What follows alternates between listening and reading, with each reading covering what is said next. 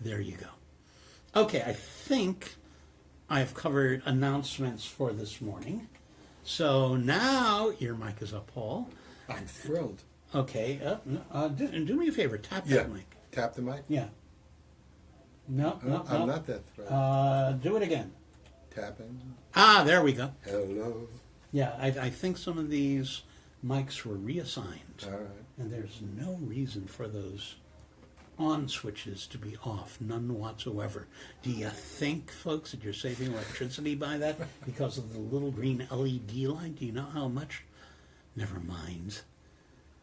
I have a guest. I won't rant. Hello, Chuck Cannon. So good to see you, or for you to see us. Hey, Chuck. Ops law signal. Well, let's discuss that privately. At solstice, Ops lost you, Sydney. That's another story.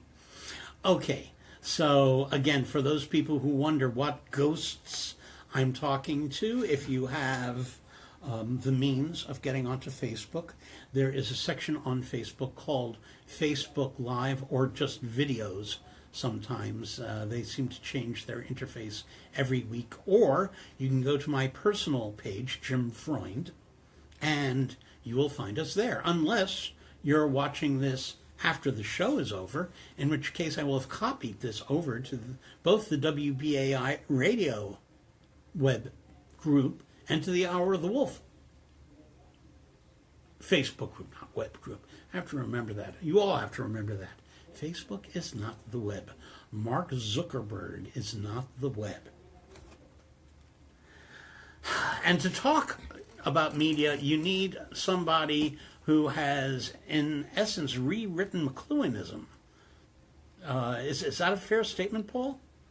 Absolutely. It's an eminently fair statement. I don't know if I've improved it, but I've definitely... You've helped it make it accessible. I think so. Yeah, because he was, using all the media of his time, including those that you could swallow, I dare say. Yeah, he exalted in aphoristic, metaphoric statements, and that's part of the joy of McLuhan. It really is. But, I try to write in a more prose way. I save my lyricism for my songs. Yes.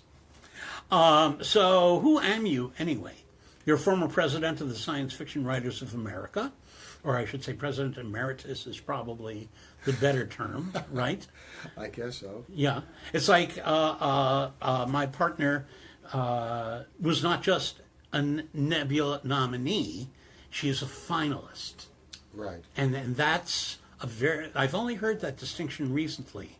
Well, actually, it's a very good one. Well, technically, you shouldn't call yourself a nominee unless you are a finalist in terms of the rules of the that is correct. Organization. However, right. A lot of people do anyway. Yeah, right. But preliminary ballots are not really nominees. They haven't yet been nominated.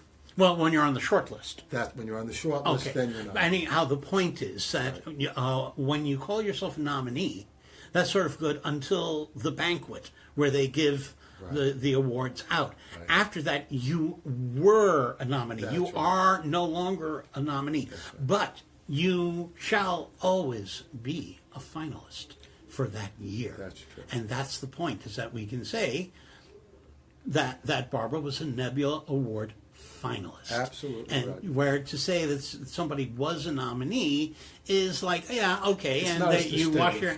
It lacks a certain pizzazz. And it really does. I went through that crushing experience 3 times. That is, I was a finalist, and I heard in my mind's ear, I heard them say, and the winner is The Chronology Protection Case by Paul Levinson, but unfortunately that wasn't the reality. Right. So therefore, that was just a finalist, not a winner.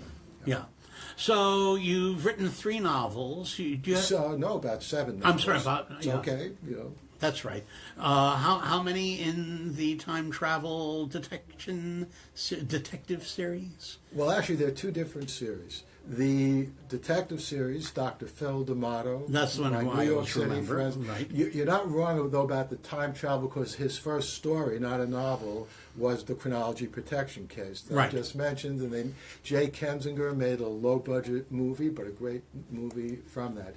So there were 3 novels. Available on Amazon Prime. Right, for free, actually, too, on Amazon Prime. You have to be a member of Prime. That's true. So it's not for free. You pay $99 a year. I agree, but listen, for the $99, you get free shipment on all your books. Oh, there's a lot. There's a lot that yes, you get for that $99. Yes. And Amazon is making Amazon Prime the broadcast the video service. That's right. They're commercial sponsored, unless you are a paying member. That's right. So you can see either The Man in the High Castle or the chronology protection case. Which would you choose? But anyhow, I happen to love The Man in the High so Castle. It's not Philip. It's not Philip K. Dick. It is more Electric Shepherd, who is one of his daughters, and all that. But it lives in his universe. I agree completely. I love it. It's one of the best things I've ever seen on television. It's very well done. Yeah, absolutely. What I do not. How do you react to the news of Amazon picking up something that they're actually calling The Lord of the Rings? I had mixed feelings about that. Apropos, mine aren't mixed at all. But you are. Well, I'm trying to be generous because I try to keep an open mind, but. I'm not saying it's going to be a bad show. No, I know. But look, the movies, the trilogy, was so spectacular that, I almost don't know if I can bring myself to watch a television series. But on the other hand, there's a whole history of people being surprised. And we could have said, and I did say, that I couldn't bring myself initially to watch the movies. Yeah. What I told people is, okay, right now, pick up your Tolkien and read it one more time, because right now the image of Frodo Baggins exists much better than it ever will in a movie, because your mind's eye of Mount Doom, of Sauron, of any of those images are better brought between the pen of John Ronald Reuel Tolkien and your mind's eye, and there is no special effect or actor or anything that can do a better job. And that's not to say that Elijah Wood wasn't wonderful, or Ian McKellen, or any of those people, that Peter Jackson did a very good adaptation job, although Peter S. Beagle's adaptation was not bad, but the less said about that movie, the better. Right. Have you ever heard of my first love syndrome theory? No, you haven't. So let me tell you. This is a theory I've been developing over the years. Okay. And here's what the theory is. That when there are a variety of media presentations of narratives, book form, movie form, television form, what people love most is the form in which they first came to experience and fall in love. So that's why... Well, I extend that a little. I also say that people have a tendency, like they think that the greatest blank movie that they ever saw was the one when they saw when they were 13. That's right. That speaks to that same point. I actually first realized that... But sometimes those things are garbage. Well, exactly. And I first and best left not reread or reviewed. Or... That's right. It wasn't at a science fiction convention. It was a class I was teaching in the late 1980s at the New School for Social Research. In fact, it was a master's level class, and we were talking about Star Trek.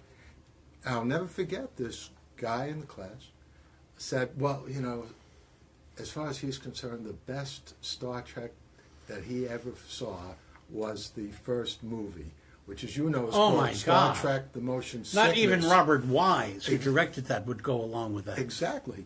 But I then... You then know how old that person was. They were 12 or 13 when they saw that movie. And he saw that movie before. He then went back and saw, the original series, and then in those days, Star Trek: The Next Generation. Which came after. Right. So it's a very powerful thing. Although I saw the original... series, and I remember when it was first broadcast and all that all too well. Gordon Van Gelder doesn't because he was born the day it went on the air. But I had no idea he was that young, Gordon. yeah, well, he's a mere 51. child. He's How do 51. you like that? And you know that because Yeah. he was born September Very 8th. interesting. By the way, have you seen The Orville? Since we're talking No, about- I haven't. I highly recommend I it. It's- loathe and despise Seth Okay, MacFarlane. well, give it a chance. Maybe, I- but most likely no. It is funny, and it's true to the original spirit. I have and a never lot of heard Star anything Trek. come through the lips of Seth MacFarlane that even make me grin. I'm not a Family Guy fan, but I'm telling you, The I am- Orville I am is a loather. excellent. Okay. No, I mean I really, Yeah. really actively dislike the what he did to the Academy Awards the year that he hosted Right. it. He's unfunny. Yeah. He's often unintelligent. He may be creative, but meh. Are you familiar with I.A. And Richards? anyhow, I'd like to By the way- finish Okay, the all right. story I was Go telling ahead. you. I forgot Which it is, I was in the middle of something, Sorry. yes. I remember the day that the original Star Trek went on the air, having said that, and I know that there are some people my age which says something about why it is their love going along with this theory. My preferred version of Star Trek is Next Generation. I thought it was better written. I think that if Roddenberry had realized what he was doing would go beyond one broadcast and then a rerun during the summer, I think he would have been far more careful and done a much better job than he did. He was able to revise those issues for Next Gen, and he did. Well, I don't disagree with that. I think Next Gen, it's almost comparing apples and oranges, and there are certain individual episodes. Some of apples Next are Gen- juicier than others. Yeah. Some apples are juicier than some oranges. That's true. Yesterday's Enterprise is one of the best shows ever, one Yeah. of the best hours ever on television. That and Measure of a Man Yes, are my that- two takeaways. That's right. But on the other hand, City on the Edge of Forever is also a masterpiece. That's from the original series. You know, Harlan Ellison wrote. Yeah, although it was edited It was, and he was- terribly. And if right. people, by the way, want to hear the original, there is an audiobook version Right. of the original. Right. With everybody from David Gerald to Harlan doing the voices on it, available, I guess, on wherever you prefer to buy your audiobooks. Simply The City on the Edge of Forever Yeah. came out about a year ago. Yeah, no, it's a great story. And look, The Trouble with Tribbles is classic comedy. You know, It is. so There's a whole lot to love Yeah. about the original series, and it also broke the mold. It did. It did. But when you get down to which had the better body of sophisticated science fiction, I'm afraid the answer is Next Gen. And after that, it only diluted. I agree with you about that completely. Let me just say one quick thing in defense of the Orville and what you were saying about Seth MacFarlane. Yeah. I mentioned I.A. Richards. He was a literary theorist going back to the 1920s, and he came up with a whole bunch of principles which he said people should try to follow when they judge. He was talking primarily about works of literature, but it applies to all popular culture. And one of the fallacies that Richards talked about was bringing anything that you might know about the author into your evaluation of the work, because it's irrelevant. I mean, and that's what his point And was. that is a very cogent argument Right. today about separating the art and the artist. Yeah. Because there is so much. We want to separate ourselves from so many artists That's in right. the last few months. Exactly. Well, a couple of years going That's back right. to Cosby. That's right. Who was the guy? I can't think of his name. He's in Ray Donovan. He plays Mickey. John Voight. Is that his name? I can't. The guy who was in Midnight Cowboy. John Voight. John Voight. Okay. But he wasn't. I'm not aware that he was accused of anything. Dustin Hoffman. He on was the not other hand, accused of was. anything, but this is even before people were accused. He is such an arch conservative that, I don't know how. Well, a lot of my favorite performers Yeah, are, but I know, but that's neither that's here when I nor first there. realized. When I see him on Ray Donovan, he plays Mickey Donovan. he puts in a fabulous performance, steals every scene that he's in. When I first started watching it, I was saying, I shouldn't be liking this so much. Yeah. But what you're saying about the current sexual harassment is even more to the point. It is. I mean, it depends on the content. When the content belies something that people are saying, I mean, you can find some of Wagner's anti-Semitism in the first act of Siegfried. It is right there for everybody to see, and it takes a skillful director, and there are skillful directors, to work their way around Mime and the anti-Semitism there. And there is the other hand of saying that this is a German of the 1880s. And if you were even considered to be a Jew at that time, you became a Lutheran if you wanted to continue to work. Mahler, for Mendelssohn. All these people were Jews who were forced to convert.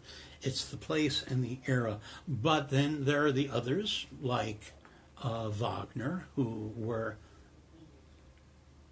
anti-Semites and proud of it. Right. And then, you don't have to separate the art from the artist.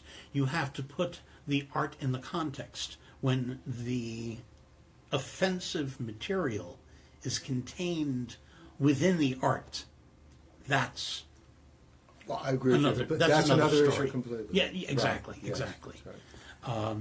But yeah, I mean, I find it impossible to loathe the work of Kevin Spacey, who has done remarkable work. He's done remarkable things for the arts. He's saving, to a large extent, the Old Vic in London, and a brilliant, incredible actor, but apparently not that good a human being. No, this is, and there's just no getting around it. He did presumably certain things. He hasn't even denied it, so you don't even have to say presumably. But it is very... Oh, he's one of the many who said he's getting therapy. Now, right. The difference is that he always presented to me a noble, wonderful character, whereas long before we, the viewers, as opposed to people in the industry, knew about the exploits of the exploitative Harvey Weinstein, we already knew that he was a creep of the highest water. Right. So, in my opinion, one has to say that for anti-litigious purposes.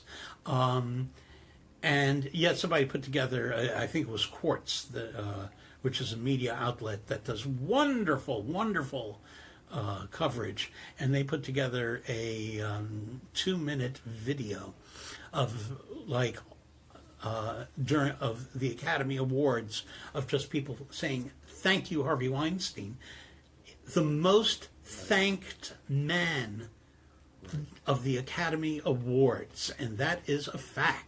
Yeah. And wow, Well, that's scary. Yeah, look, this has opened up the ugly underbelly of the entertainment industry, and But we always not knew that it it. was not known beforehand, but no one right. ever thought it was going to be in this. People talked almost laughingly about the casting couch, going, back to the 30s when, and then one has to take certain things into account. For example, Fatty Arbuckle was innocent, but he was driven out of the industry through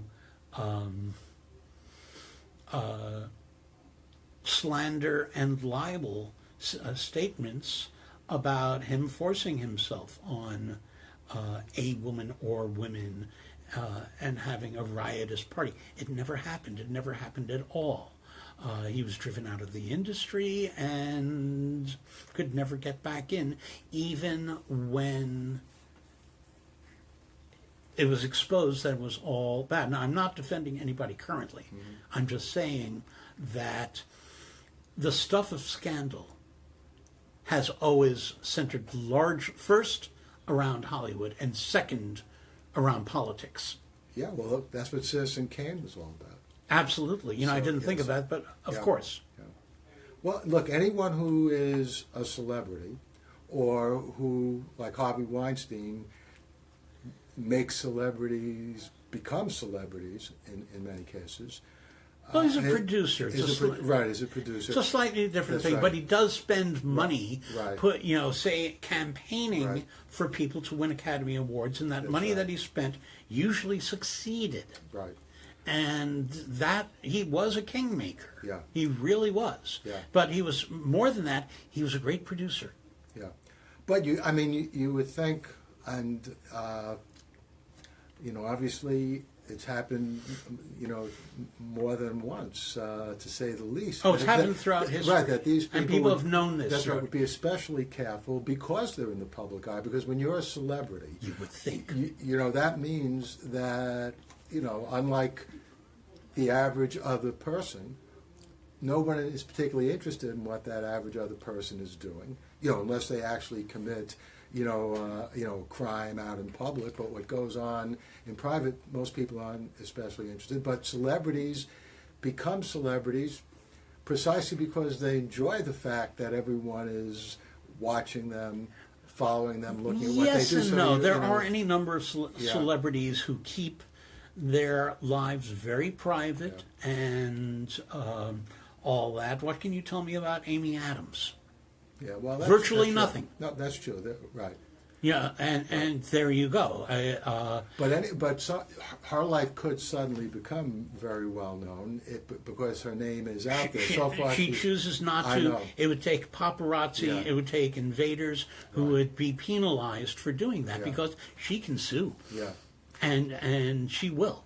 There have been incidents in which people published certain things about her, some of which were true, some of which were not, and bless her, she's dealt with those. Yeah, but you probably know on that score that the defamation laws, at least here in the United States, tend to be much more forgiving about defamation to someone who's already a celebrity. It's almost as if you make a pact with society. In return for your fame, you have to accept that you're going to get extraordinary media coverage and even lies. But Professor, about you. does the law not say, and we should mention that Paul's a professor at Fordham University of, what is the actual title? It's Fordham University, and it has But campuses. the it's in title New of York your City. professorship. Communication and Media Studies. Okay, that's the title. Of my Yeah, okay, professorship. that's what I was getting at. I knew what Fordham was. Right.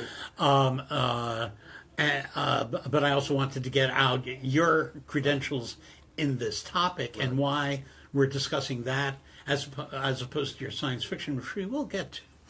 But there is still such a thing as the expectation of privacy.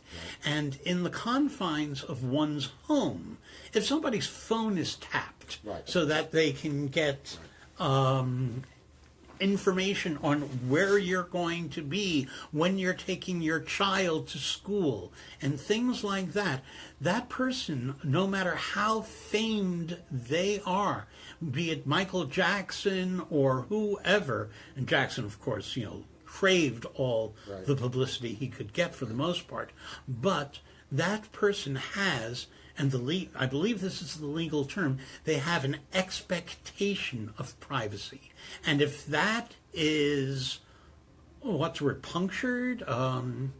Yeah, punctured is a good word. If that is punctured, then they do have legal recourse. Yes, that's right. So just now, if on the other hand, you act like a jerk in a hotel room during a film shoot going on, even if it's off hours, with somebody involved in that film shoot, and especially if what you are doing is something that breaks the law, that's another story. Yeah, well, I agree completely. And obviously everyone is entitled to privacy on that level. But the paparazzi don't know that. The paparazzi don't know that, but I'm saying something slightly different. Okay. That these celebrities obviously only have themselves to blame for doing what they did.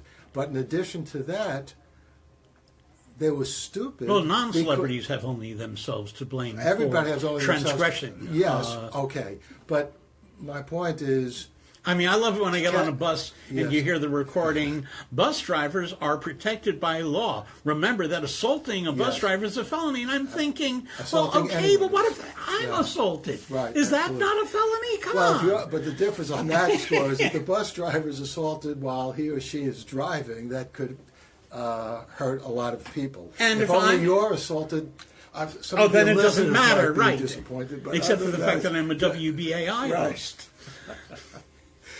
But anyway, let's not talk anymore. And about yeah, that. let's change that. But Yeah. I will say that I am as minor a celebrity as anyone will find for hosting a middle of the night or early in the morning radio program and all that, and here on Facebook Live,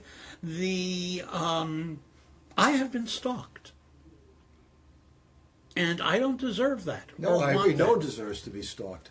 So I'm not talking about stalking. No, but I'm just saying that celebrities should understand. I have been stalked for the sole Yeah, reason that I am a quasi-celebrity. Right.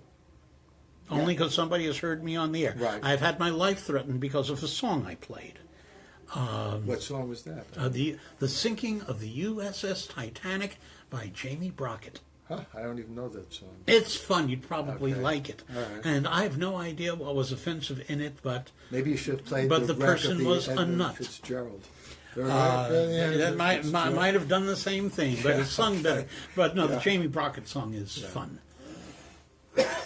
Pardon me. It's okay. But yes, let us change the topic. Yeah. How many nonfiction books have you out there? Well, actually, let me just go back and say I mentioned the 3 Phil D'Amato novels. Okay, yes, Okay, let's and finish then that part of the resume. my time travel trilogy, The Plot to Save Socrates, On Burning Alexandria, and Chronica.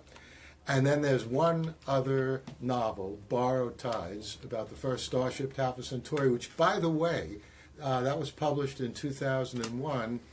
And in that novel, a planet is discovered around Proxima Centauri, which is not the main star. It's like a little, it's part of a cluster. There's Alpha Centauri A and B. And anyway, just in the last year or two, the Hubble and other telescopes have picked up a possible planet there. So I might have gotten luckily prescient in that novel.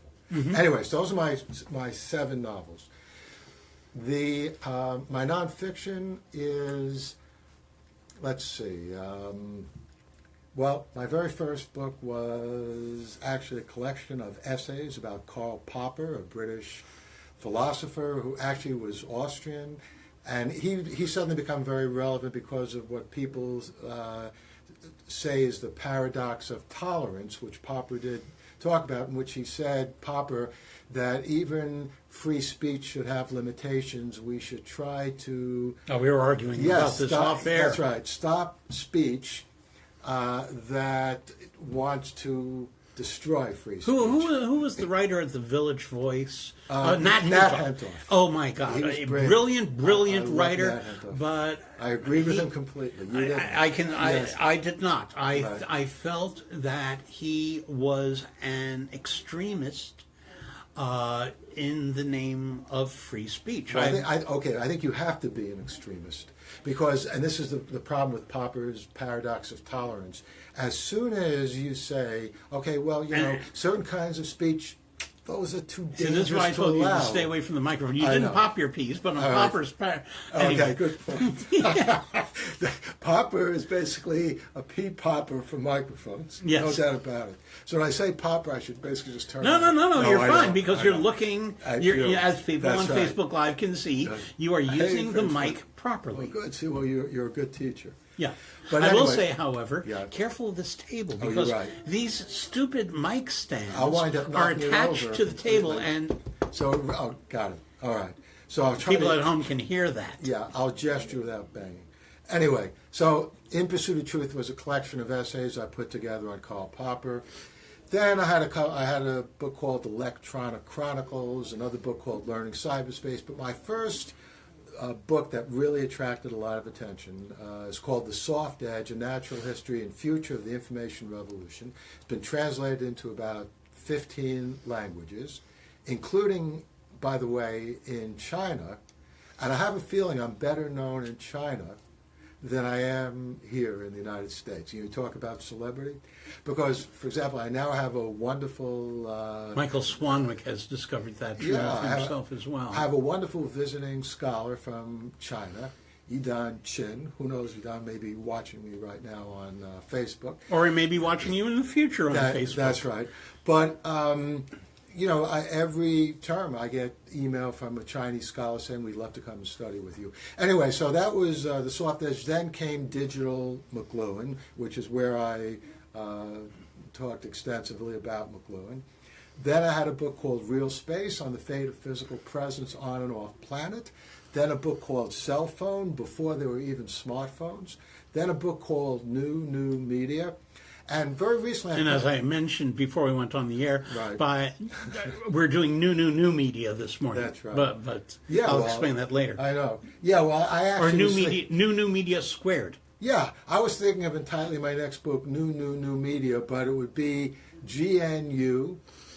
Wildebeest, yes. Right, NEW Media. So new... So Wildebeest, right. New media. How about some media here? Anyhow, and then most recently I have a really more of an essay, but it's available as a book on Amazon called Fake News in Real Context, which I constantly update because it's a continuing story. Yeah. So those are my science fiction and nonfiction books. Yeah. Now, the First Amendment thing is the old shouting theater in a crowded fire, That's right. as Abby Hoffman. Which I thought was a terrible decision. And this is an interesting thing. Historically, Justice Oliver Wendell Holmes Jr. in that 1919 decision, this guy Schenck was distributing anti-war leaflets close to a draft station. Yeah. And this was 1919, and Holmes was a great believer in the First Amendment, and he wanted to protect the First Amendment from society and other justices who had been all too happy to rip it apart. So he thought that if he established, there are some things that the First Amendment doesn't allow, such as, by the way, it's falsely shouting fire in a crowded theater. If you're in a crowded theater... I was quoting Abby Hoffman. I know. Shouting theater in a crowded fire was actually the quote. I know that. But most people tend to just say shouting fire in a crowded theater. Even Holmes wasn't that bad. If you're in a crowded theater and there's a fire somewhere, maybe it would be a good idea to let people know about it. It's falsely shouting fire that's the malicious thing that can lead to people getting trampled. Anyway, so he and Justice Louis Brandeis, another great advocate of the First Amendment, got together and came up with this decision. And then every year that went by afterwards, they both bitterly regretted it because they discovered to their chagrin that they had opened the door by saying the First Amendment is not absolute. They opened the door for all manner of government attempts to try to control the First Amendment, which are ongoing. That's right. And constant. That's right. There were years in which this radio station was afraid to rebroadcast Howl. We created that broadcast. Right. And but there is the other side of the argument. We were talking before in the pub. Right. We were talking about the Carlin decision, which of course affected us gravely, and the establishment.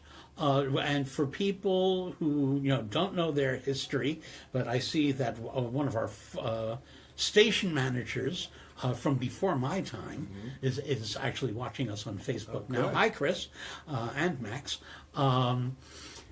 These people know this stuff better than I. They've really lived it. Yeah.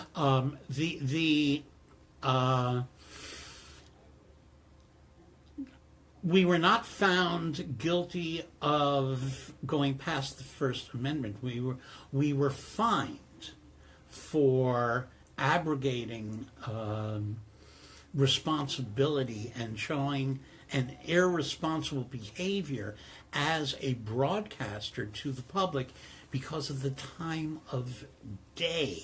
Right, it was 2 o'clock on a Saturday afternoon. However, as you know from our discussion... Okay, but go ahead, finish your point. Yeah, I was putting that aside. Okay. I was saying, aside from that point, right. and I'm just stating that this is why we were found guilty, right. People think that we were told...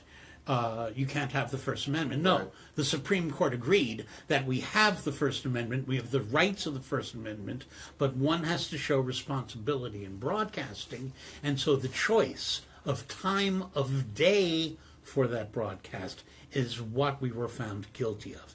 So all that aside... What you say? I think it was a very bad decision. I disagree with that completely, and it does violate the First Amendment. You know, it doesn't not violate the First Amendment to say what I'm doing doesn't violate the First Amendment.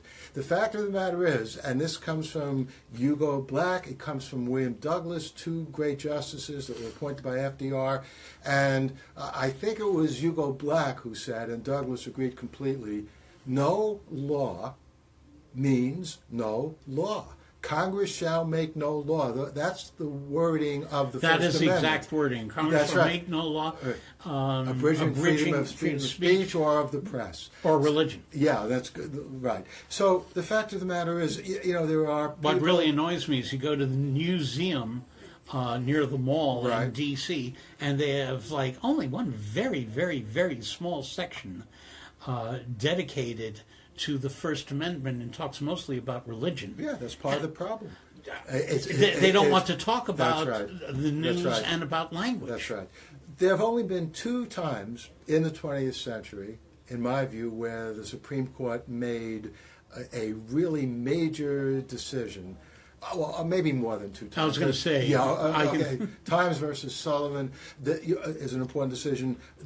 But, you know, the Pentagon Papers, that is a wonderful landmark decision in which the Supreme Court says to Nixon unanimously, no, you can't stop the Washington Post and the New York Times from publishing. And then in the mid-1990s, the Supreme Court did strike down the Communications Decency Act, which, by the way, Bill Clinton signed into law, even though he said he didn't agree with it, because he claims he was hoping the Supreme Court would strike it down. A better strategy on his part would have been just to veto it. But in any case, you know, other than those few examples, beginning with the clear and present danger decision in 1919, the Supreme Court has systematically weakened First Amendment protections. And they always seem to do it for similar reasons, apropos of the George Carlin WBAI. Because they're strengthening other federal departments. Well, yeah, and they're worried about obscenity.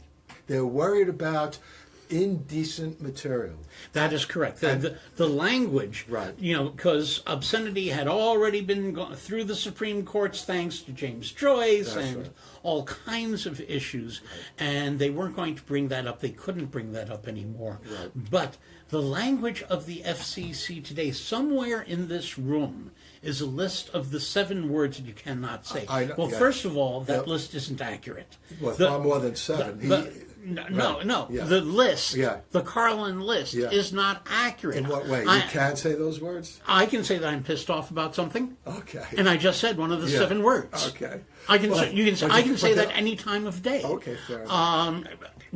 People have to remember that was not the FCC list. Right. That was not the list by the Supreme Court. That was the list by George Carlin. That's right. It's okay. But the Supreme Court ratified, even though that was not a word that was forbidden. The Supreme Court should have basically sent the FCC packing and said, you, the FCC, have no right under the First Amendment to tell any radio station whatsoever, any time of day or night, what to broadcast and what not. And in fact, I believe you will read that is in the decision. Well, it is in the decision, but that's in effect what they did. It had a chilling effect. You yourself were telling me just before the show that we can't say certain words. And it's not even Saturday 2 p.m. You don't know who it is that is preventing us from saying those words. All right. It's not the Supreme Court, and it's not the FCC. Well, who is it, Pacifica?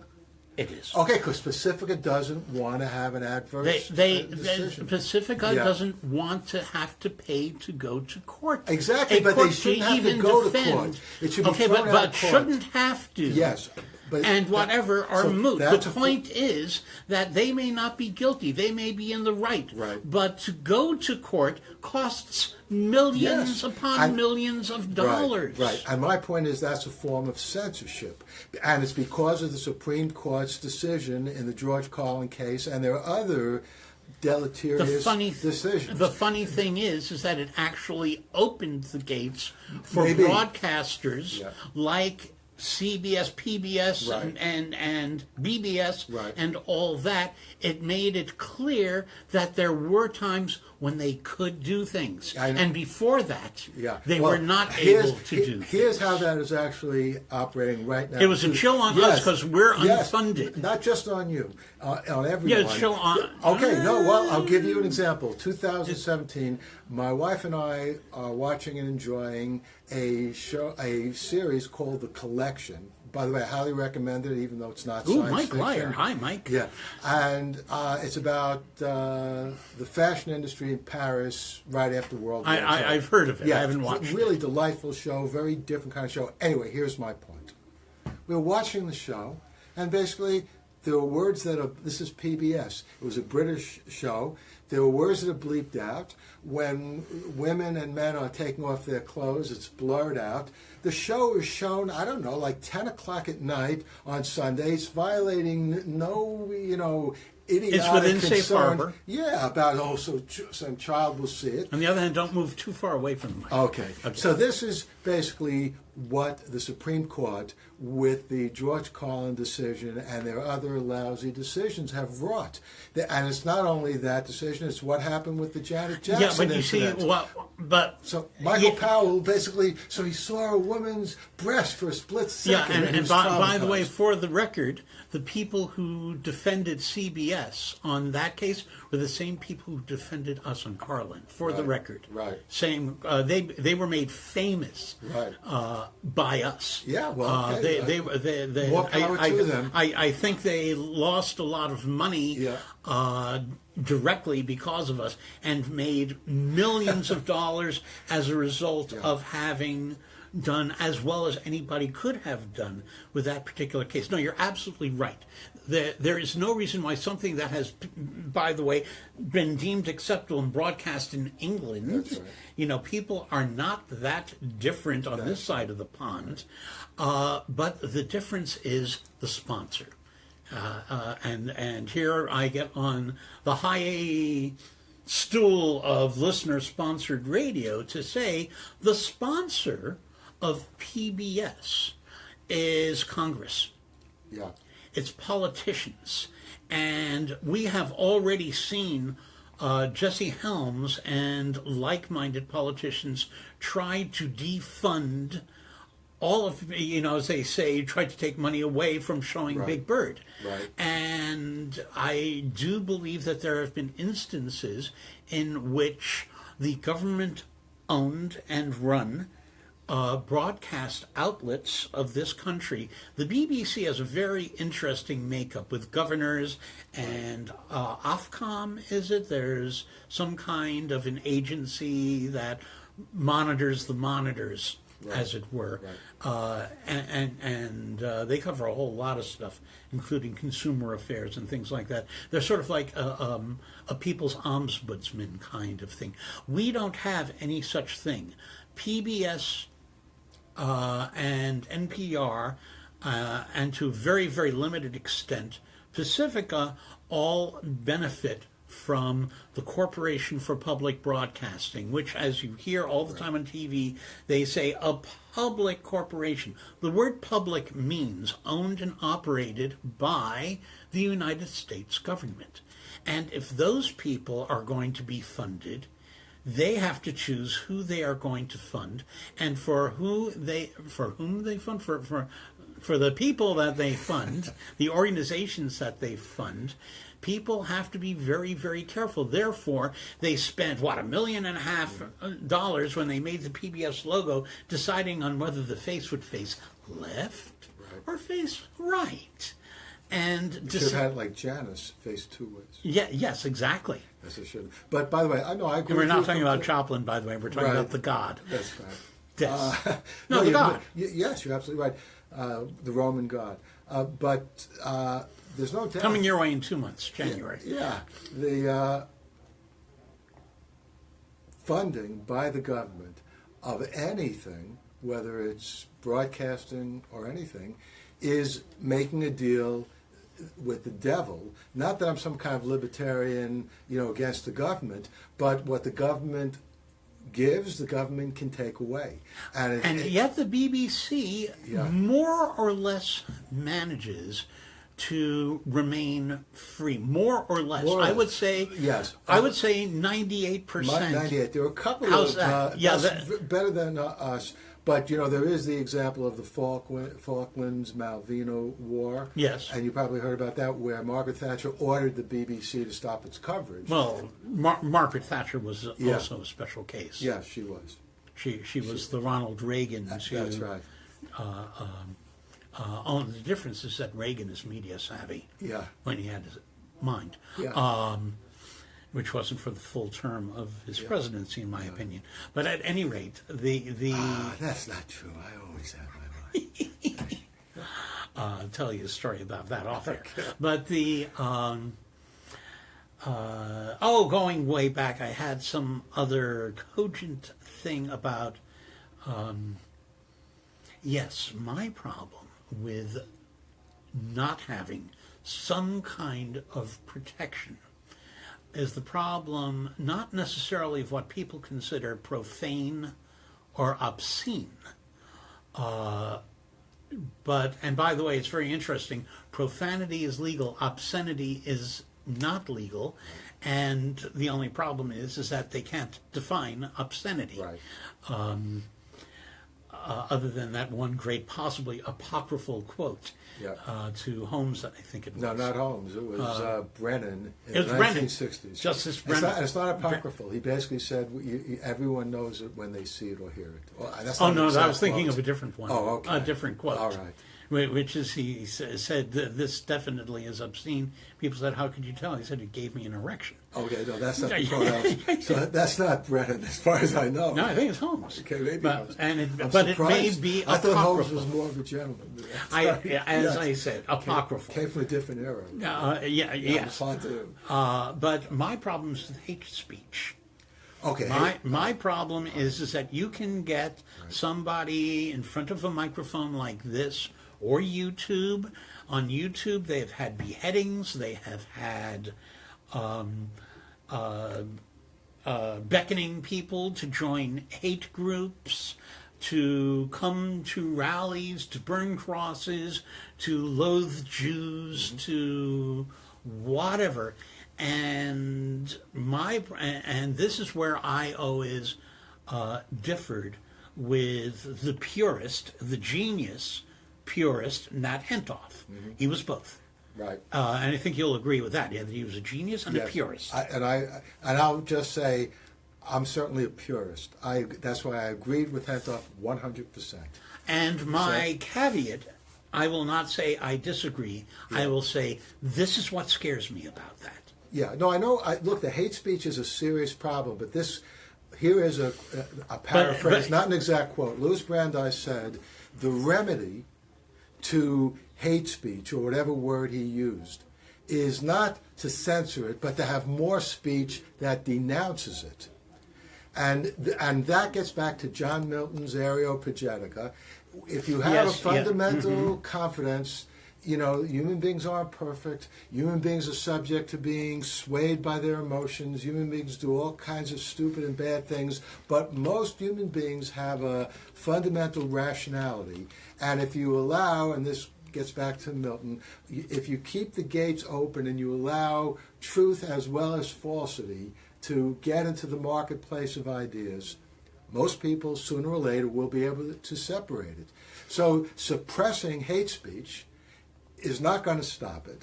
The best way of stopping it is to show it for what it is. And that's certainly what Nat Hentoff thought. That's what I think. And it doesn't hurt that Matt Heintoff was also a great jazz journalist. Yeah, no, it doesn't. It He was a doesn't great hurt at man. all. We Yeah. we have one of the great jazz journalists on Facebook right now. Ah, A former station manager who wrote the definitive book on Bessie Smith, to the point where we probably wouldn't remember her name That's great. if it wasn't for him. And the stuff that he did on W, as I said, a former station Right, manager right. That's of this wonderful. radio station, Well, a I'm happy- controversial figure in no small way. I think you'll agree with that, Chris. I'm happy to meet you, Chris. Yeah. So, at any rate, I think now's the time for a musical break. When we come back, we should talk about that scifi stuff. Good. Scifi being a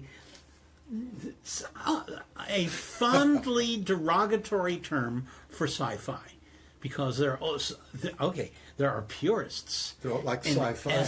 Exactly. Right. Thank you. It should be That's- SF if you're going to abbreviate it. That's acceptable. The term sci and not broadcast. Okay, we came back up. Yeah, it's our signal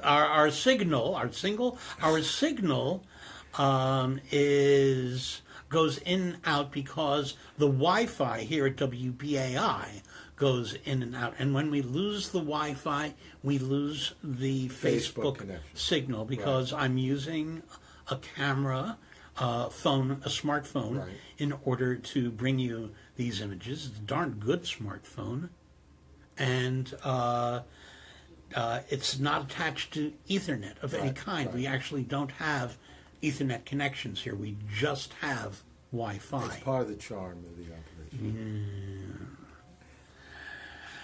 Yeah, it's part of being broke, is what it is. We're lucky to be in a building where the owner is a member of the movement. So, Oh, good. you know, I'm glad. so we do have a very good home here, I must say. At any rate, the term sci-fi was coined by I don't know. Forrest J. Ackerman Okay. Right. in his Love that. magazine Famous Monsters Right. of Filmland. And he coined the term in order to refer to what I think today is called kaiju. That's a monster, but the kind of cinema that featured kaiju, Right. Godzilla, Right. grade B movies. Right. Them. Remember Them is the sci-fi. incredible shrinking man. Is sci-fi. Yeah. Absolutely. Yeah, I love Even whereas Forbidden Planet is actually science fiction. That's right. Star Wars is sci-fi. Yeah. It's really science fantasy. It's sophisticated sci-fi. yeah, it's. But I'm yes, not. but Sci-fi you're doesn't right. have to be bad. No, you're right. It doesn't I agree. have to be Well, bad. are you kidding? Them wasn't bad. That's and the right. Incredible Shrinking Man wasn't bad. For that matter, the original Fly with Vincent Price was a great movie, crazy movie. I'm not sure that isn't science fiction / horror. Maybe. I'm not sure if that's Maybe. sci-fi because Maybe. As a serious, that's true. you know It's not just bug-eyed monsters. because we are splitting hairs here. Yeah. And yes, right. You're right. It's not just a BEM Yeah, that yeah. landed. So science fiction fans of the 50s and 60s used very creatively and very well the terms sci-fi versus SF, to abbreviate it, or spec fic. And here's a quiz question. The term speculative fiction was coined by... Theodore Sturgeon. No, you're close. You're closer than you think. To some extent, it's science fiction. Usually nowadays in the 21st century is harder than what speculative fiction Yeah, suggests. we went out again. Sorry, Right, sorry. Facebook people, All but right. it's All by right. powers beyond our control. So, at any rate, when journalists started simply abbreviating science fiction into sci-fi, thinking that it was Right. merely an abbreviation, there were those of us who had been talking about SF and sci-fi and fantasy and all of these grouped, and horror, all of these as different parts of one large genre, of which sci-fi was very distinct from science fiction, and that SF is the abbreviation for science fiction. So, yeah, for years and years I was peeing into the wind, trying to explain to people, no, They're not the same thing. They are different. But now, Gravity's Rainbow is not sci-fi. I'm sorry, right. it just isn't. It is science fiction. That's right. Thomas Pynchon writes science fiction. He wrote today. I would say it's closer to speculative fiction than science fiction. But he wrote science fiction. But to say that Thomas Pynchon writes sci-fi, Right. is a slap in the face. Yeah. Well, I agree. An unknown face, but yeah. nonetheless. and so that's why us purists on that score, we have history behind us, the history of the terminology. Right. But it's moot. It's absolutely moot. So we're going to play some music and remind you that you're tuned to listener-sponsored WBAI in New York City, at 99.5 FM over WBAI.org and Facebook Live intermittently. And here is some music by an unknown performer.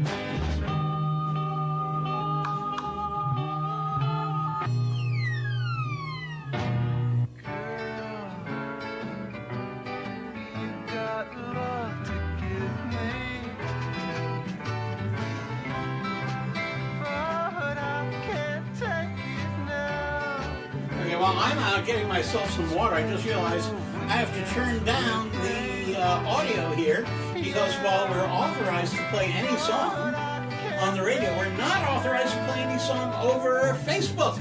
Aha! Even though Paul wrote this song, he probably owns the copyright, but I better down the music.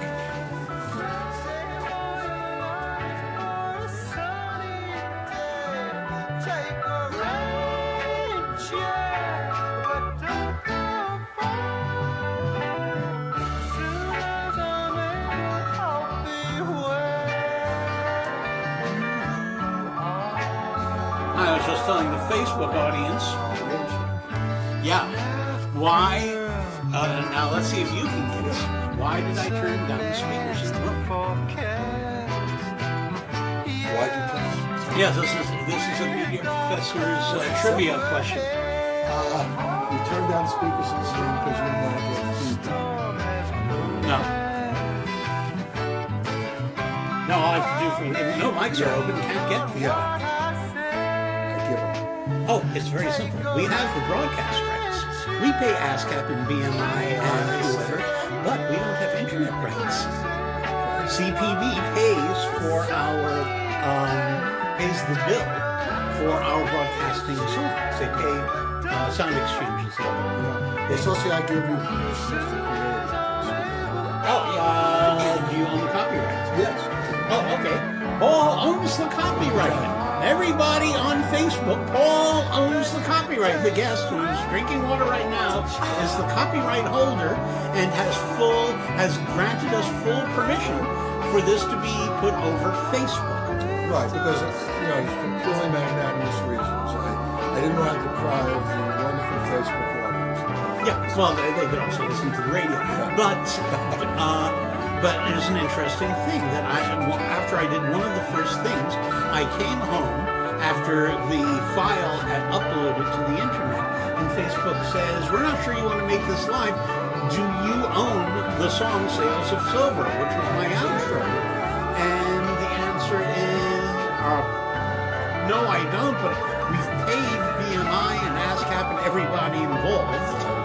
All right, so I'm giving you now. No, that mic doesn't work. This is your microphone. I'm hereby giving Jim Find an Hour of the Wolf blanket permission from now through eternity to play any songs on Twice Upon a Rhyme and Spun Dreams, another album. I give that my enthusiastic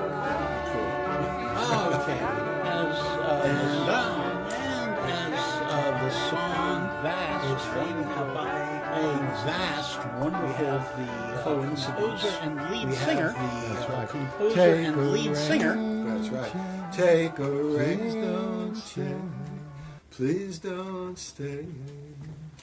Save all your loving for a sunny day. And from the album Twice Upon a Rhyme, which is noted, has an E next to, I would say, 2/3 of the songs, a big red E, meaning entertaining. Oh, thank you. That's great. That's great of you. They may mean explicit, Okay. but No, there's nothing explicit in those songs. It's just pure poetry. yeah, but pure poetry. Yeah. Some of the best of it is, That's true. I mean, Howl. Yeah.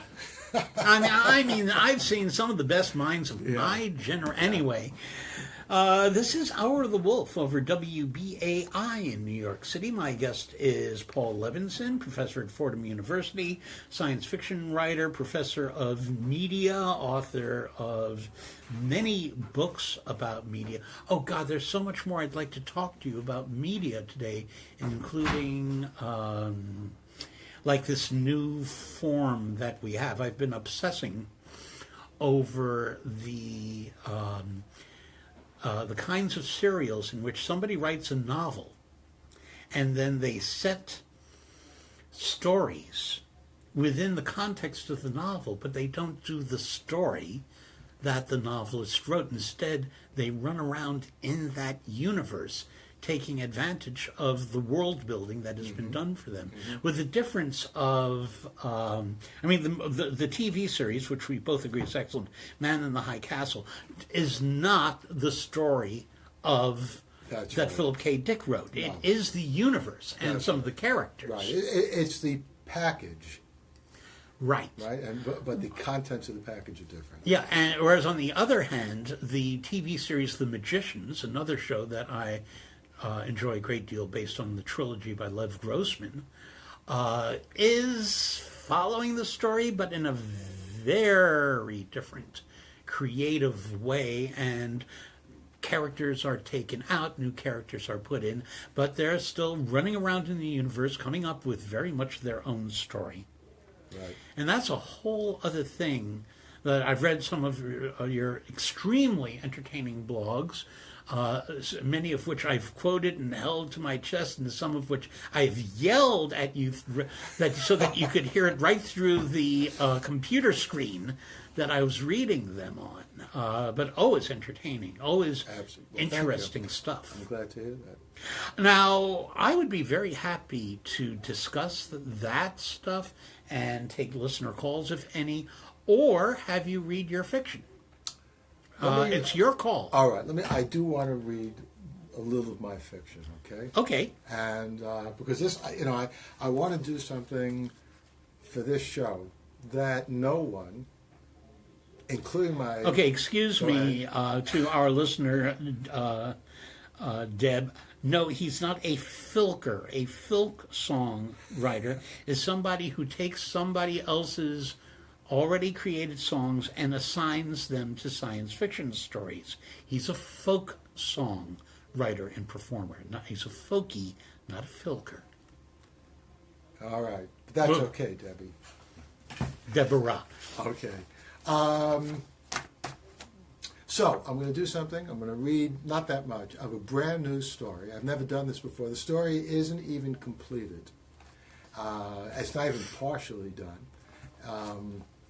And before I read it, I'll tell you that I got the idea because I was at an unveiling, and people of the Jewish faith will know what an unveiling is. A year after someone is laid to rest at a cemetery, Yeah. the family comes back and unveils the tombstone, literally. And I'll begin. The name of the story is Robinson Calculator. And please state for the broadcast is copyright, but for the sake of the Facebook, please say that it is copyright Paul Levinson, Okay. 2017. Okay, so this is Robinson Calculator. Copyright Paul Levinson, 2017, and again, I enthusiastically... Ellison would never forgive you if you didn't do that. Okay, give my permission for this to be broadcast all over the known and unknown universe. Yes, but you see, not copied. Okay. That's the issue. All right, good point. All right, here we go. I first noticed the name on a headstone in the Woodlawn Cemetery in the Bronx. Robinson Calculator. I mean, would they be so blatant to name themselves by that name and bury one of themselves under a tombstone which plainly identified the deceased as Calculator? That would bring hiding in plain sight to a whole new level. I'm not making this up. You'd see this with your own eyes if you were in the right spot in the cemetery. I'd understand if you didn't. Most people are only visiting the cemetery because they're grieving for a loved one. But sometimes there's less grief than others. For family, for a member of the family by marriage, you didn't really know the old guy all that well. And if there were no tears in your eyes and you looked in the right place, trust me, you'd see that name incised in stone too. Robinson Calculator. I've been tracking those people for years, though obviously they're not really people. And the sight of that name on the headstone was a shard of worrisome ice in my heart, because it meant they didn't care anymore, didn't worry about who saw them or who knew about them. Now, I have nothing against them. In fact, I like them. They have spunk and style. My friend, a college buddy, had even been married to one, though she didn't use her maiden name. I chuckled to myself. Maiden doesn't seem quite right for a calculator, does it? Doesn't seem quite right for anyone anymore. But I like this calculator that my buddy had been married to. Hell, more than that, I'd wanted her. I had mixed feelings when they broke up. Dave and Laura had planned on adopting, but he had become increasingly obsessed with seeing his DNA come to life in a new being, and of course, there was no way that could happen with Laura. I'd been on the verge of contacting her a bunch of times in the few years since they'd split, but seeing that name on the headstone provided new impetus. Now, just to be clear, I know that people have all kinds of last names derived from real objects, and I don't think for a minute that the holders of names derived from objects are endowed with the physical properties of their names. I mean, no one looked for gold or water when they saw Barry Goldwater, though for all I knew he sported a gold ring or watch, and his body was certainly whatever percent water like all human beings. Hey, there was a girl by the name of Samantha Sugar in my high school bio class, and I didn't think she was literally sweet, though she did have a sweet smile when she wanted to show it, and a sweet ass, too, in those cotton jeans. But the calculators, they was something else. The name apparently originated in Europe as far back as the golem and the real automata that preceded the mythical golem by centuries. Heron of ancient Alexandria constructed automata far earlier, though there is no surviving evidence that he called them calculator as a last name or called them anything at all. And anyway, they mostly had only one name back then, right? But the calculators, they were different. Whenever they originated, they started life as a family, a big family with aunts and uncles as well as parents and children. And the family grew. I texted Laura Calculator. "How are you doing?" "Watching Battlestar Galactica," she replied. "Never gets old." Figured.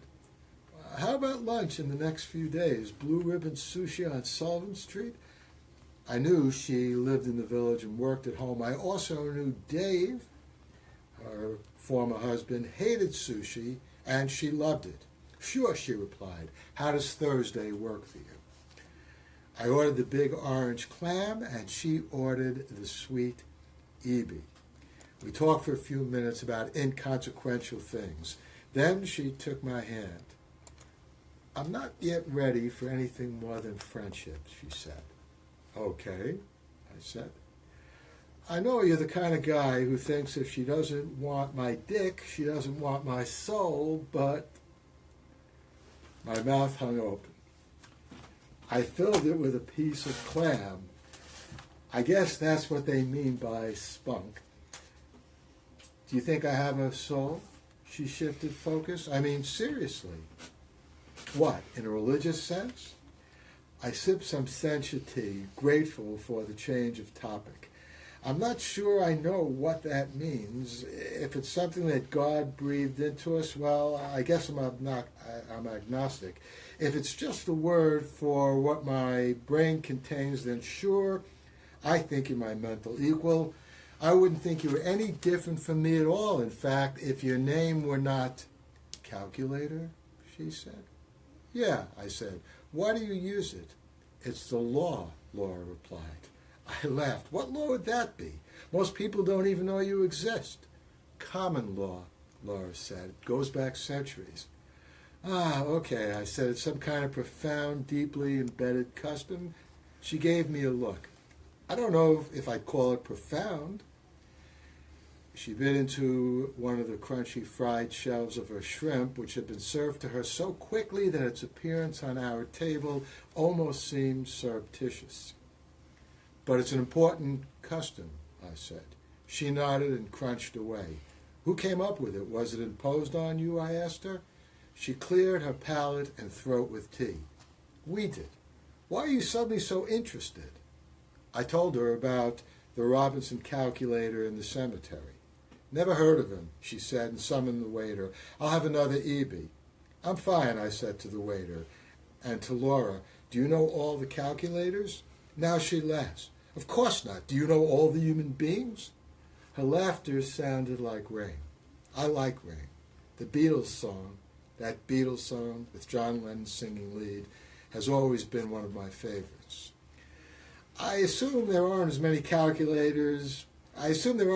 humans as calculators, right? I said and summoned another waiter. More tea, please. I looked at Laura, who nodded for both of us.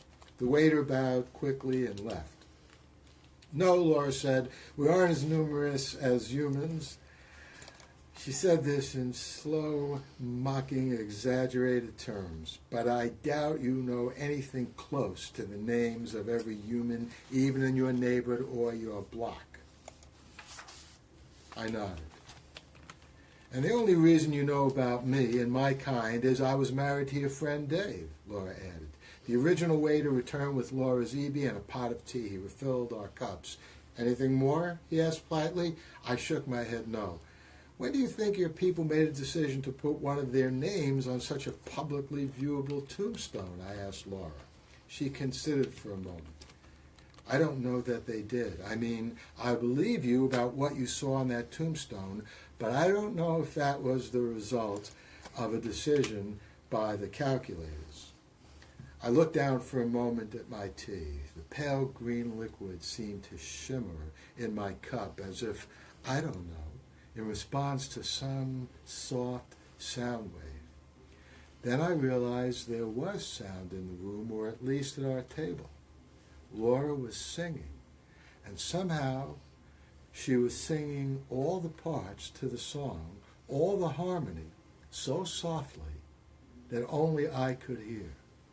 I looked around at the people at the other tables. They couldn't hear her. It was like I was wearing earbuds and Laura was the phone. It was beautiful. B.J. Thomas's Rock and Roll Lullaby. And Laura was singing it just for me. My father had loved that song, especially those Blossom and Beach Boy harmonies. He'd sung more than half of those harmonies as we walked the beach on the bay side of Cape Cod. I know I never told Laura about that. I doubt I even told Dave. Laura smiled at me and stopped singing. I researched you, she said. After I texted you about lunch? No, after the first time I met you when I was still with Dave, she replied. Now I smiled. She was very distracting. You think we human beings put the name calculator on that headstone, I asked her. I wanted to stay focused. Laura sucked on her ebi sushi, her eyes closed in appreciation. Sha-na-na-na-na-na-na-na-na, it'll be alright. She obviously didn't want to discuss this. I sipped my tea. She sang a little more. Then she suddenly said, it all became public in the 1920s. It all began to change with RUR.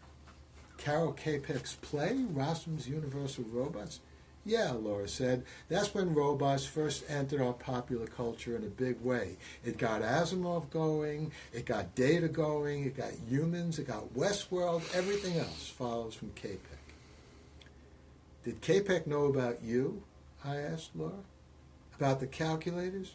I don't know. I wasn't alive back then. It occurred to me that I did not know anything about calculator lifespans. How exactly old are you, I mean? She squeezed my hand. I had touched her hand before and knew it was warm, but for some reason I was a little surprised by its warmth anyway. I enjoyed this, she said, and suddenly stood. How much do I owe you? She fished for her credit card. The waiter had yet to bring the bill. On me, I said, but I hope I didn't offend you with anything I said. You didn't, she said, and kissed me on the lips to prove it. I believed her and thought, well, Dave was even more of a fool than I thought he'd been to leave her. I watched her walk to the front of the restaurant. If it walks like a duck and talks like a duck, well, she sure walked like a woman.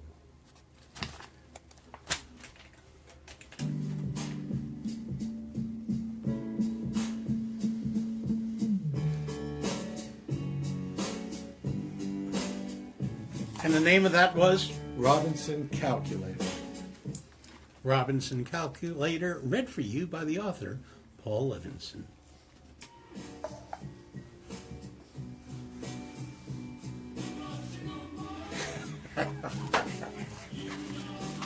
It was this or rain.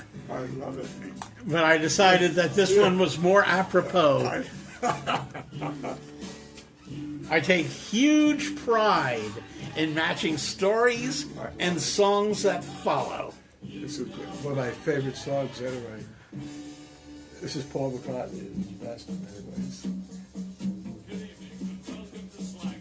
Now, for some reason, I thought this was actually one of the few rare Ringo songs. Ringo's voice is in there, but I think it's basically McCartney. Ringo's lead singer. Yeah, that I know. Yeah, I think it's a McCartney song. Yeah, but therefore Lennon-McCartney. Yeah, that's right. Did you ever see? I think there was later a novel, but there was a play, an off-Broadway play called Liverpool Fantasy. No, Genius, yeah. Absolute genius. The premise was that there was this band in Liverpool. Right. They've been playing around a little bit and all that, and they finally got to put out a single. And side A of the single was There Were Bells on the Hill. And side B was Love Me Do. Now, there was a fellow by the name of George Martin who became the producer. And they had to argue with him, and they did, and they succeeded in reversing the A and B. Well, what would happen to society if they didn't reverse the A and B? It takes place in the present, which I guess was the 80s. And England is a fascism. The war in Vietnam rages on. The counterculture never happened because nobody heard of the Beatles. I love it. John is married to Cynthia and abuses her. Right. George is a priest. Ringo plays in any pub that will have him, and Paul is a lounge singer in Vegas. But they get together once a year to talk about their glory days when they used to play in pubs and what might have been. Yeah. This is a great play, pure science fiction, pure alternate history, and oh my God, using every little bit of Beatles trivia. Sean Lennon is a skinhead. it. And the fascists are very much in control Right. of England. Oh, wonderful. Yeah, they should put it on again. The Beatles have never been more popular. You know, the Beatles channel on Sirius XM radio. Well, now that the music has been released, That's right. But it hadn't been for so long. But this play, Liverpool Fantasy, and I was told it was made a novel, which it deserved to be. Black 47, you know the band? No. The lead singer, it's a Irish, not punk band, but hard rock band. Larry, and I can't think of his last name, wrote this play. And when I went to see it in like PS41 in the auditorium, there were limos of Broadway producers parked outside, and nobody would go near that play for fear of litigation from Yoko and other stakeholders in the Beatles' legacy. The idea that it would have John as a wife beater. Yeah. I think that's unfortunate. Stand by. You can look up the number. It's 99.5 FM. The name is Jim Freund and Paul Levinson on Hour of the Wolf. And yes, I do take great pride in trying to match songs to stories. Was that or Rain? That was great. Those. You know my number. That was great. Look up the number. Right. This is, however, very strangely, the only versions that they seem to have available on my musical source are the remastered songs. I know, that's why there's a lot of them. I loathe. I know that. All they do to remaster them is they add echo. I agree completely. Echo and reverb. Right. They don't bring out, they muddy the original. Yeah. I agree with you completely. And folks, when I play Steel I Span and other groups on this radio show, I'm going back to my collection of CDs and stuff like that. I do not use, and even then, some of the later CDs of reissues are, quote, remastered. I stay away. They sully. I think that I found like one song I thought was better. Yeah, well, you played the original Twice Upon a Rhyme track. Well, so there you go. Yes. They haven't remastered that. If you like, I could remaster it for you. All I have to do is put it into reverb. That's right. It's so easy to remaster. Yeah. Is it Copic or Chopic? What are we talking about? The writer, the author of R.U.R. Oh, I pronounce it K-Pec, but I can... K-Pec. I always assumed, and I should ask my mother, who lived in Czechoslovakia for so many years, when there was a Czechoslovakia. I've always assumed it was Karl, Karl Rule, but Karl Chopic, because somewhere there's some kind of weird accent mark. There is a weird accent mark over the A. That's it. Over the A. Yeah. But that ought to really change. I'll have to ask Stefan Rudnicki, who I work with on the Lightspeed and Nightmare podcasts. Good names for podcasts. I'm serious. We got 2 Hugo Awards. I am the host of the Lightspeed, and I'm the audio editor for both. And I've done about 20 audiobooks with them so far. Edited. I've produced 2. But I've edited a whole bunch. So, Lister, you're here. Hallelujah. I don't have to worry about you're not getting here. You're half an hour late last week because you chose to take the worst subway. Is it the Q? How you doing? Is it the Q that you take? No, it's numero tres. Listen, the 3. Any subway that you take is the worst subway. Especially at this hour. So get undressed and get comfortable. You haven't seen this particular act, Paul, but this is an actor prepares. This is a broadcaster. I like that. Prepares. I feel like I'm really on the inside here. Lister was what were you, producer for Island Records in Haiti? I was just a record executive, A&R person, Island Records. A&R? Yeah. Wow. You know, it's very Signed some important. So you books. decide. So now, I thought it was Island Records. Island Records. Oh, it is. So that's an imprint of They're a big A&R. company. Christopher Island Blackwood. Records. Yeah. Christopher Yeah. Blackwood, So, and now he has risen above that horrible existence to be on the air from 3 to 5 a.m. on WBAI with Burn Baby Burn Clappers. Everybody, stay tuned.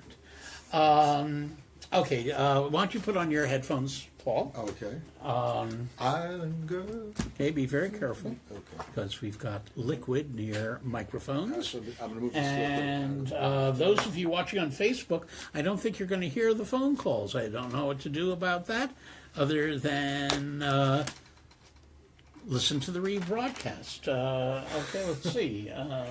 Bring these up. And good morning, you're on the radio. Hello. Hello, friend. Yeah. Deb. Hi, Deb. How I you can doing barely hear her. today? Oh, okay. You have a volume switch if you follow the Okay. cable. Okay.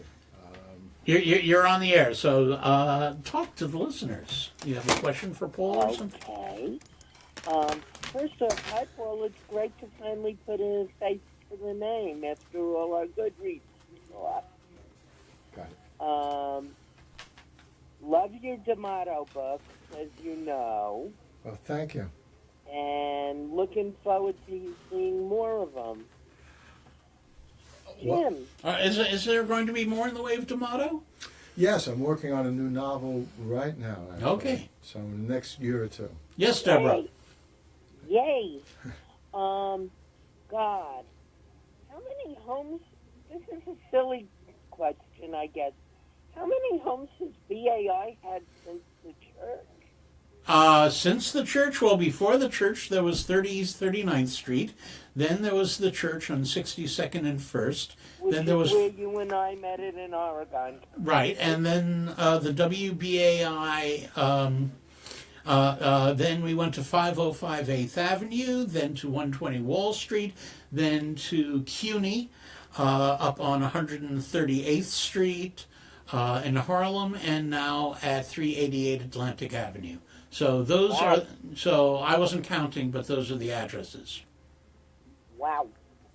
I only have one gripe with your show tonight, and that was your characterization of Filk, because there is original Filk that is written to its own tunes and about things such as Sassafras's I. Yeah, but you know that's retro thinking. The original Filkers did not feel that way. The writers of Young Man Mulligan and all the classic Filk songs were taking basically the Woody Guthrie approach, and there are those that would argue that if it's written to be original, it's not a Filk song, and I'm one of those proponents. Okay, and I guess. But my point is that that Paul's album is folk music, and that's it. It's Paul's album is beautiful, you know? it is. What it? I almost played a song featuring Tina Vozek. Well, thank you, Tina. Tina His wife. Vozek, What right. is it Vozek. PDQ box says? If it sounds good, it's good. I don't recall PDQ Bach or Peter Schickley ever saying that. Tina played Triangle in the Break of You Were I Everywhere. could be wrong on the attribution. I've been wrong before. Yeah, well, of course I worked with Peter, but anyway. It's great to talk to you, and I wish you and Paul, of course, I wish you writing more books. All right. He's doing that, and you just heard a sample. Yes, and I loved it. When will that one be available? Do we know? In about 6 months. Yeah, first he has to finish writing it. Right. Then he has to sell it. Then it gets edited, goes back to the author, and then it gets published. It can be a long period, and it's an That's unknown. a shame. But I'll get it out soon. I know the process. Yeah. Okay, very good. Thanks for calling. Take care, sweetie. Take care. Thanks. Take care. Bye-bye. Bye-bye. So, by the way, I should tell people if you have a tendency to call in or a desire to phone into WBAI, the telephone number here is 347-335-0818. Again, 347, area code 347-335-0818. In all my years at WBAI, the least mnemonic of all the phone numbers we've had. Also, if you happen to be watching us on Facebook, you can type in a question or comment, and I can read that aloud. And that way we can all partake, because those people on Facebook do not hear necessarily. Oh God, I didn't turn off the speakers on the Beatles song. Well, we'll have to deal with that. What is that? What does that do? Turning off the speakers means that it isn't on Facebook. Oh, I see. And this is a song by the Beatles. Right. And there, no, rights. Got it. But, okay, yeah. And therein lies the issue. And good morning. You're on the radio. Good morning, gentlemen. Mr. Levinson. Hello? It's nice, me being a retired academic myself, to speak to another This is the academic. blind guy I Or told Mr. you Levinson about. or Dr. Levinson. You can actually call me Paul. That's Oh, Paul. Yeah. Okay. Dr. Paul to you. Dr. Paul. Okay. Brief. I'm just wondering, was Laura watching the old or the new Battlestar Galactica? Hopefully it was the new one. 100% the new one. Who in their right mind would watch the old one? Fred Astaire, you want the answer? Fred Astaire fans. What- Or actually, if you wanted to honor Fred Astaire, you didn't watch. Right. And lovers of Alpo dog food. You know, one of the nostalgia channels, dare I say, is actually running that dog at midnight on Saturday Really? night. Well, of course, I mean, camp is in. Well, And if you want to hear, by the way, some curious news, yes. the producer of the reboot of Battlestar Galactica is also the producer of the Amazon Lord of the Rings. Yeah, so Michael that Moore? rumor is Ronald D. Moore. Ronald D. Moore. Wow. Oh, no, wait. No. Yes. He's doing Outlander. He's also doing one of the Well, Rings. maybe he's doing too much. Woo. you mean Maybe that he's also doing Electric Shepherd. Not Electric Shepherd. No, Electric that's Dreams. a company. Electric Dreams, Right. the TV series, Yes. which, by the way, is already broadcast in England. Yeah, it's too bad. I mean, we should mean have that- gotten it here. It'll be on Amazon Soon. within the next month or so. Good. But it started it's a 10 episode Episodes. series, and it started in mid-October. So wait. it's almost done in England. So it's By the lucky way, British. James, so that rumor is true. Amazon is doing. It's, Oh, dear. It's, Yeah, the Lord it's, of the it's Rings. not a rumor. No. That's what I said. I heard it Oh, was a rumor, but now you. It's not a rumor. It's a news story. It's It's a real news story. Yeah, well, unfortunately, I'm not holding out any hope. I agree with you. And So do I. Unfortunately, And while I don't hate everything that Ronald D. Moore has done, he's done some excellent stuff. I know at least one very well-regarded editor of science fiction books of a major imprint who refers to Ronald D. Moore as the man who killed Star Trek. oh, well, by the way, I do have a question for Paul. Sure. But let me remind That is the you- purpose of people calling in here, Yeah, yes. let me remind the audience that before you start heaping praises and hosannas on the head of Oliver Wendell Holmes, remember this is the same gentleman who in 1927 validated Virginia's forced sterilization law. Enough. Yeah. said. Okay, we were Now I wanna- talking. We were not talking about the person. We were talking about a specific decision. Yeah. That's all. Tell me, Paul, about your time travel trilogy. I got the first two titles. What was the third? The third is Chronica. Chronica. Chronica, like Chronicle, but Chronica. Where is this set? In ancient Greece? It's set in a variety of places. The Plot to Save Socrates, which is the first novel, is set primarily in ancient Athens in the time of Socrates. Right. Unburning Alexandria, as the title might suggest, is mostly set in the ancient library of Alexandria. Right.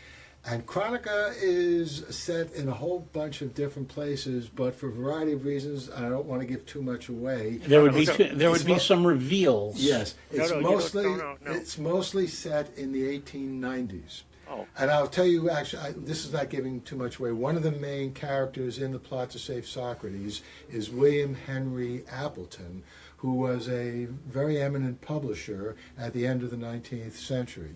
And he published everyone from Lewis Carroll to Charles Darwin, and he gets involved in these time travel stories. So I finally decided to bring my major characters, Sierra Waters, the graduate student from 2042, and other people back to the 1890s. There are also scenes in Chronica that take place in the distant future. One last point. You mentioned the early progenitors of Golem, Yes. of the Golem. Mm-hmm. You are no doubt aware that... Not Gollum, but the Golem, yes. Yeah, the Golem, yes.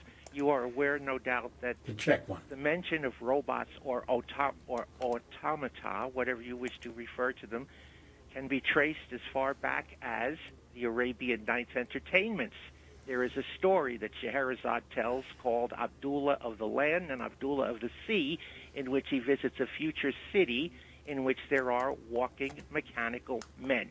Yep, that's a very good point. You know what? Maybe I'll put that into Robinson Calculator and in the acknowledgments and preface. I'll thank you. Anyhow, when we get to the however his name was pronounced, the author of that play, who wasn't writing as much about robots as he was simply writing about involuntary servitude, because that is the story, that is the whole point behind R.U.R. So I call it R.U.R. or Have You Ever Been? I have heard, by the way, from a Czech friend that it is Čapek. That was my belief. Well, you're probably right. Is that it's Karl Čapek. Yeah. Yes. Yeah. Okay, Anyway- thanks. Anyway, gentlemen, good night. Good morning. Just to be contrary, I say good morning. Yes, somebody is saying there's a huge time delay here with the radio. Yes, there always is. Internet feeds take a very long time. They are often, I would say up to 90 seconds apart. Even if you are nearby, and Fitzcarrall, I don't know where you are watching from. Raymond E. Feist is watching. Wow, one of my favorite writers. Hi, Raymond. You may or may not recall that you and I did an interview about, 2 years ago at Lunicon, when you were a guest of honor there. Hey, Raymond, we've never met, but good to see you here. Yeah, that was the only time I met him. He's not a person who makes his way to the East Coast that often, but an absolutely wonderful writer. Who really understands the workings and is one of the progenitors, I would say, one of the forerunners of really modern epic fantasy. And he also, his family has made a really important contribution to music. Really? You know that? Yeah. No, I didn't realize that. Well, And that being check it out. Google Feist. I've signed off Google because we're going off the air in about 3 minutes. Okay. But let's try to work in a last call. Good morning. You're on the air. We're shy on time, but there you are. Good morning. Good morning. I have a modest suggestion for fielding calls during Facebook Live. Mm-hmm. I, the caller, make my statement or question. You, the host, reply, "What's that you say?" Jerry Pornell used to expose himself to figures in the Wax Museum, and that way everybody's up to speed at once. I call it the Lassie approach. But Okay, that was a great question. that needed a rim shot, Gary. Yes. Thank you. Hey. Go okay. Have a good morning. Sigh. You could have put that on Facebook. Yeah. And then I could have decided whether to read it or not. Right. At any rate, we have about 3 minutes left because I have to put on my outro music at 2:56 and a half, and it's 2:53 and a half now. That's in order to get off the air on time. So, a brief reminder to listeners and viewers to come to the Brooklyn Commons Cafe on December 5th, 388 Atlantic Avenue, between, where are we, between Bond and... Don't ask me. I think it's Hoyt and Bond, but it's 388 Atlantic Avenue, to the Brooklyn Commons Cafe for Sarah Pinsker and Kat Valenti and friends. It will not be a reading. It will be singing and a game show. It will be festive and fun. So I hope you can all join us. Admission is free. Donations accepted. Paul, what are your latest fiction and nonfiction books in print?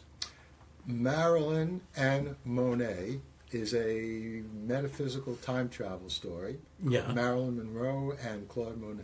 And it begins with Marilyn Monroe walking off the set of The Misfits in 1960, and she hears a song in her head. Goodbye, Norma Jean, da-da-da-da. All right. And my latest nonfiction book is actually, I mentioned this before, I'm continuing to expand and revise Fake News in Real Context. Yeah. It's digitally published, so it's updated all the time. Okay, great. And people can find you online. Well, at Paul Lev, Paulev, at Paul Lev at Twitter, or Paul Levinson on Facebook. Okay, but you don't have a web presence. Well, I do. You know, my webpage is, well, I'll tell you what, I'll give you my blog, actually, paullevinson.net. So, Okay, that's the easiest, because Right. that no doubt will lead to all the other things. That's so right. I always just give the web page. all right, good. And there is such a thing as ourwolf.com, but it hasn't been updated in a very long time. It needs a total redo, but you find me on Facebook as well. Bill Prop, Facebook is completely ahead of the FM, yes, except that every so often it has to be reloaded. I have heard this before, and that's because we're using an internet feed to the Empire State Building, and so both are internet feeds. And obviously the feed from my camera to Facebook is better than the feed from WBAI to Empire State. And that's... There's a lesson in that. yeah. And so that I really like my new phone. Thank you so much for being here, Paul. It's been years. I enjoyed it immensely. Yeah, but this is what, about your fourth time on the show? I think so. Something like that. Yeah, Third or fourth. We'll work it in again. Thank Great. you so much. I loved it. Thank you. Okay, likewise.